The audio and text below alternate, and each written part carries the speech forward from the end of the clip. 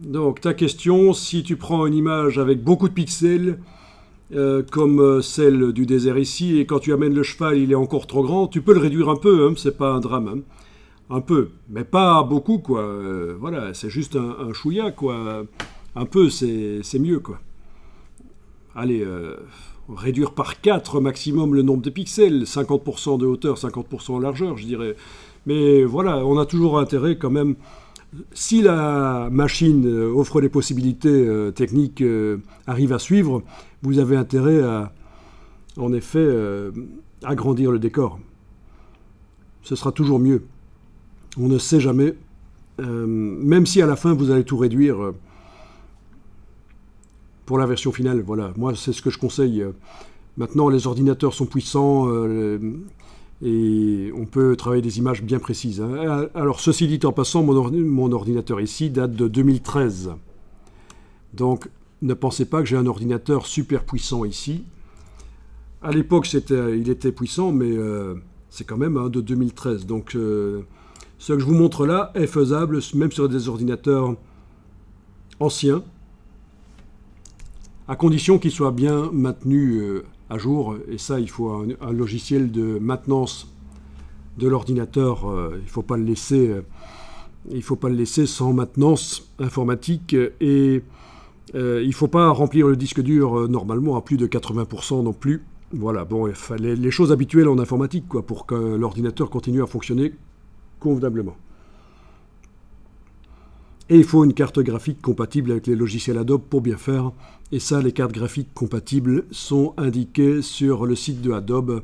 Donc avant d'acheter un ordinateur, pensez à ça. Vérifiez que la carte graphique est totalement compatible avec l'ordinateur. C'est le cas de... Il y a 2 cartes graphiques ici, c'est le cas de celle-ci.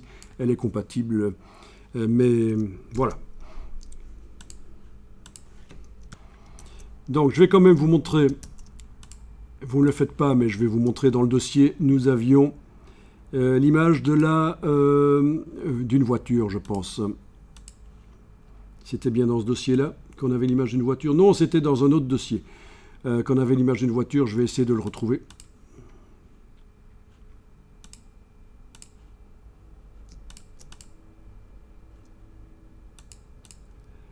Ok, l'image de la voiture, ça devait être dans... la sélection précise sans doute. Oui, c'est ça. Je peux déjà vous montrer ça. Ça, c'est assez intéressant. Vous avez l'image de cette voiture avec des pixels à gogo, de la compression JPEG, parce que le JPEG compresse de manière destructive et ça fait des espèces de grumeaux, comme vous voyez. Vous devriez voir qu'il y a des espèces de grumeaux qui, en réalité, ne sont pas là. Ça, c'est la compression JPEG. Eh bien, en allant dans Images, taille de l'image, il est possible d'améliorer la photo. Donc, pourcentage, je vais passer par exemple à 300%, donc 9 fois plus de pixels.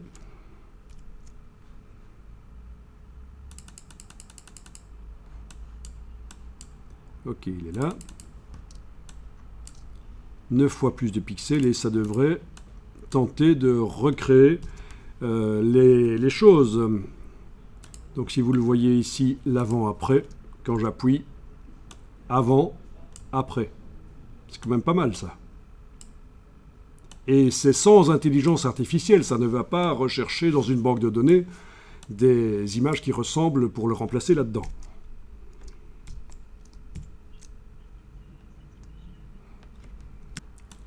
Voilà, et on a le curseur de réduction de bruit qui fonctionne pas trop mal. Quand il est à 0, on a des grumeaux.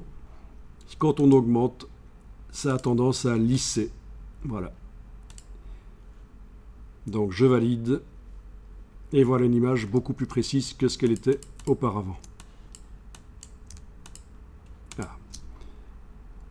Petit problème d'affichage. Voilà, ok. Oui, donc, contrairement à ce qu'on vous dit, multiplier les pixels dans une image n'altère pas nécessairement l'image, ça peut l'améliorer en fait. Si en plus après ça on passe un filtre pour renforcer, pas ça, filtre, renforcement, accentuation, ce sont des choses qu'on verra. On peut augmenter les détails, faire ressortir les détails, voilà. Donc,